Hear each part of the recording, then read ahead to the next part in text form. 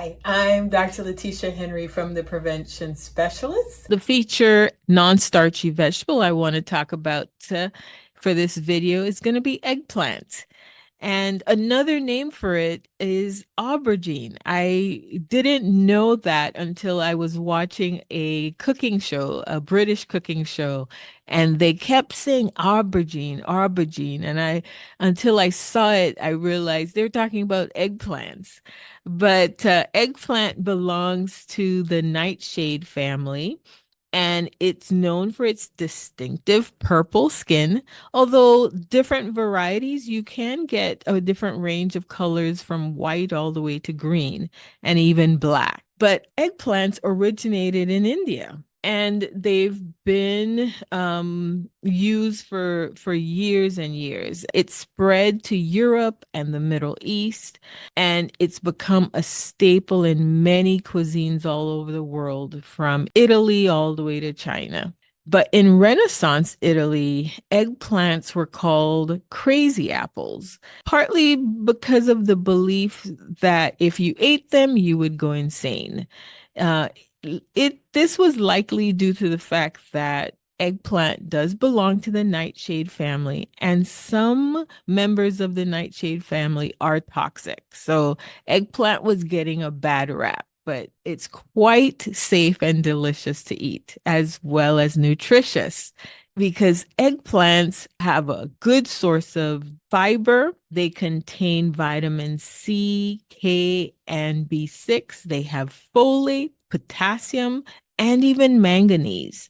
Now, we don't hear a lot about manganese, partly because it's a trace mineral, meaning your body doesn't need as much of it as, for example, calcium, magnesium, zinc. Some of those others are your body needs a lot more of it. But manganese still has an important part to play in protecting you. And so, for example, manganese has a part to play in your bone formation and helping your bone structure to be strong.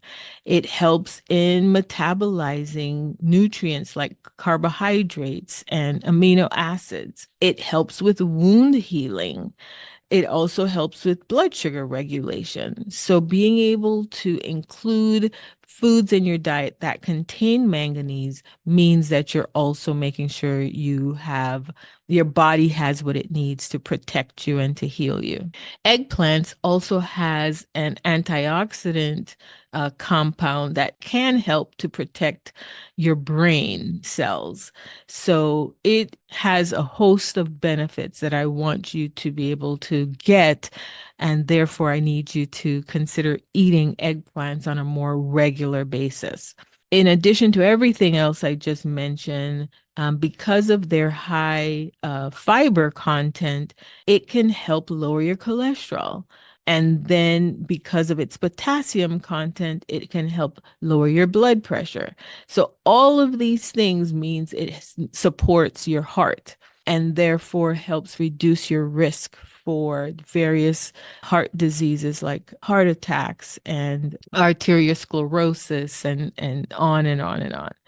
So how do we want to use this vegetable? It is a bit of a has a bit of a spongy texture and a slightly bitter taste, but you can reduce that bitter taste by salting and rinsing it. So one of the things that you want to do is sprinkle the eggplant generously with some salt and let it sit in a colander for about 30 minutes to an hour. The salt draws out some of the bitterness, and then you rinse the eggplant under cold water to remove the excess salt, and then you pat it dry with a paper towel. The other way to make sure you're not adding too much salt to your eggplant is to choose smaller or younger eggplants, and that helps to reduce the bitterness as well. But eggplants can be grilled, roasted, baked, sautéed to prevent them from absorbing too much oil. You want to salt the slices before cooking, which helps to draw out some of the moisture. Now, I want to give you a recipe for roasted eggplant with garlic. So you're going to slice the eggplants, salt them, let them sit for about 30 minutes, rinse, pat them dry, and then toss them with the olive oil and the minced garlic. And you're going to roast them until they're nice and tender. Garlic and eggplants go together beautifully. If you've ever ordered it at a Chinese restaurant, the garlic eggplant dish is amazing. But I want you to consider adding or incorporating eggplant into some of your local dishes. I know eggplant is added to callaloo, and you wouldn't even know it's there, but it is one of the ingredients that you will find in. I know my grandmother added it to her callaloo.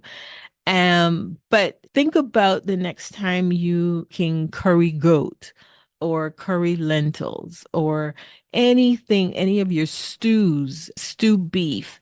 If you were to roast or grill some eggplant and add it towards the end of cooking your meat dish, your goat or stewed beef or anything like that, the eggplant will add a nice creamy texture and it will absorb all of the flavors that's in the curry or in the stew, and just adding an amazing amount of nutrients to that dish.